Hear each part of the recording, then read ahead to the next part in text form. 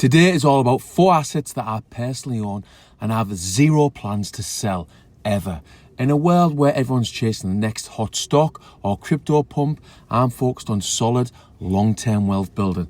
So whether you're in your 20s trying to build your financial future or in your 40s planning for retirement, these are assets that could really improve your financial future. Before my never to sell assets, I want to tell you why the broken school system has cost me hundreds of thousands of pounds. Because I wasn't taught about money and the importance of investing into assets at school. I was clueless. Now, I did start investing into an index fund at 18. I invested £500 per month, but this only lasted 6 months before I used most of my savings on a lad's holiday to Ibiza. And I didn't invest into an index fund again until I was 36. Now, I'm going to assume I had some financial literacy at 18 and I continued investing £500 every month until I was 40. Another assumption is that I would have earned 10% interest each year on average. This, by the way, is based on over 100 years of historical data. If this did happen, I would have ended up with a huge £476,000 at 40. This is just a little hypothetical story to demonstrate the importance of financial education. Asset number 1, buy-to-let properties. Let's start with what I believe is one of the greatest wealth building tools available, buy-to-let property. I know some people will say the days of easy landlord money are over. High interest rates, tax changes, EPC rules coming in, etc, etc. But here's the thing, if you buy smart, manage well and think long term, property is still a really good investment, in my humble opinion. Why I'm never selling my buy-to-lets. Monthly income stream. Now, with the UK rental market as tight as it is, especially in places like Manchester, Birmingham, and even towns around London, rents are rising fast.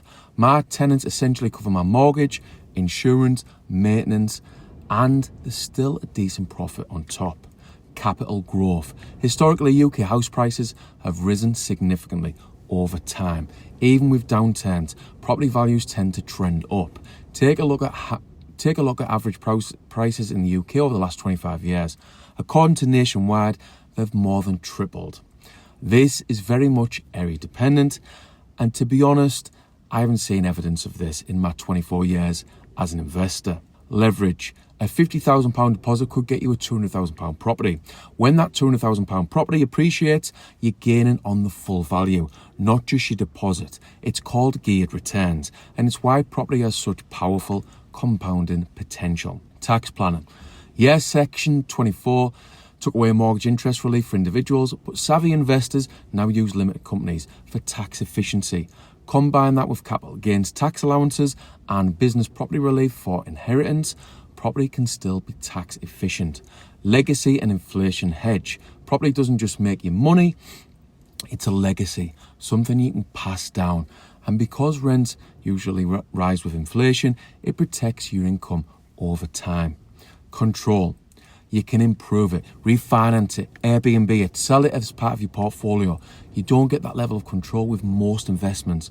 Bottom line, property is physical, it's real.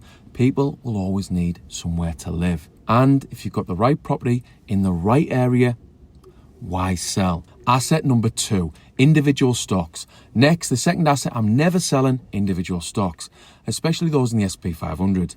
These are some of the most established, stable companies here in the UK. An example of what to buy in the UK. Unilever. Everything from toothpaste to ice cream, BP and Shell, global energy giants. Diageo, behind brands like Guinness and Johnny Walker. Legal & General, AstraZeneca, HSBC, the foundations of finance, healthcare and industry. Personally though, I go for tech stocks like Coinbase and Tesla because I'm investing in the future that is coming very, very fast. Here's some of the benefits of owning individual stocks. Dividend income. The companies mentioned here in the UK are some of the most reliable dividend payers in the world. If you hold these inside a stocks and shares ISA, those dividends are tax-free. You could earn hundreds or even thousands per year. Reinvest it and really boost your compounding. Global footprint. Many of these companies operate globally. So even if the UK economy struggles, these firms can still profit from Asia, the US or emerging markets. Defensive businesses. Many of these giants are in essential sectors, utilities, healthcare, consumer staples.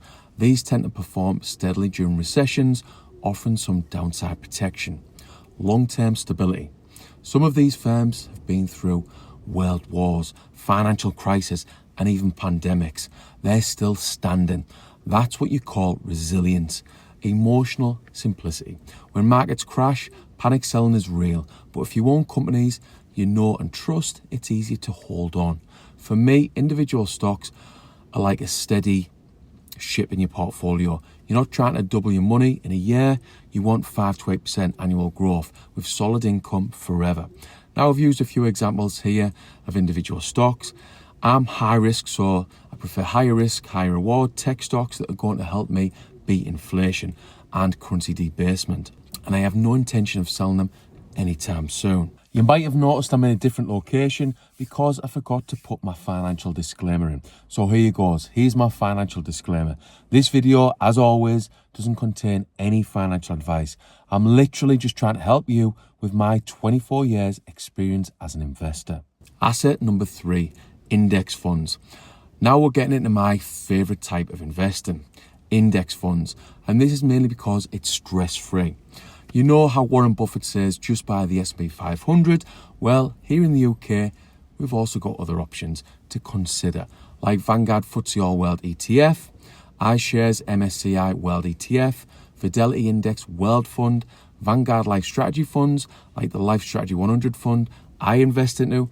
These funds own hundreds or even thousands of companies across the globe: Apple, Amazon, Nestle, Toyota, and many, many more. Why I love them? Diversification. You're not betting on one company or one country. If the UK tanks but the US thrives, you're still winning.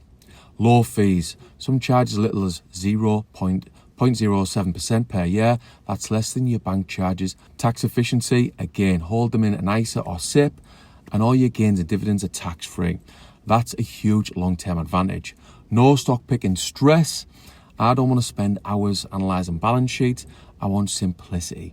And these funds give it to me. Resilience and growth. The global economy is messy, but it's always moving forward. Index funds capture it. They're designed to ride out volatility and reward you with long-term growth. So yes, I'm holding index funds until the day I die, or pass them on. Simple, consistent wealth building. Asset number 4, artificial intelligence stocks. Last but not least, the wild card in my portfolio, AI stocks. Now look, I'm not suggesting everyone should throw the pension into AI, but I believe in the future and it's a part of my portfolio because AI is driving the next industrial revolution. Artificial intelligence, why I'm going long on AI. Massive growth potential. The global AI market is expected to grow from 120 billion in 2024 to over 1 trillion by 2030. That's huge. Cross-industry impact. AI isn't just about ChatGPT or robots. It's transforming finance, healthcare, retail, logistics, even law. It's infrastructure level change. Some potential picks to consider: NVIDIA, making the chips that power everything. Alphabet, or Google, should I say, dominant in AI research. Palantir, serving governments and big businesses. Tesla is an obvious choice for me personally. Imagine when taxis get rolled out, I feel Tesla will have a large market share.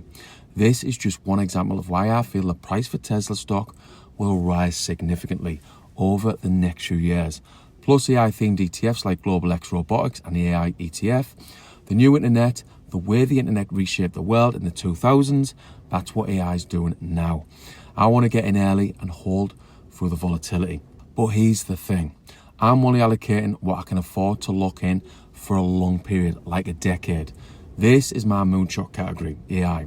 Long-term, high conviction, but higher risk. Summary. So, there you have it. The 4 assets I'm never selling. Buy-to-let property, cash flow, appreciation and control individual stocks, dividends, stability and global reach, index funds and ETFs, diversified, low cost and simple. AI stocks, growth, innovation and future proofing. These aren't fads, they're foundational. And for me, they're the pillars of real financial freedom in the UK and around the world. Now it's your turn. Drop a comment below. Which of these do you hold? What's your never sell asset and why? Now, as I said, index funds are my favourite way to invest, but not everyone knows and understands index funds. If this is you, see below for a video that gives you 6 index funds to consider and why.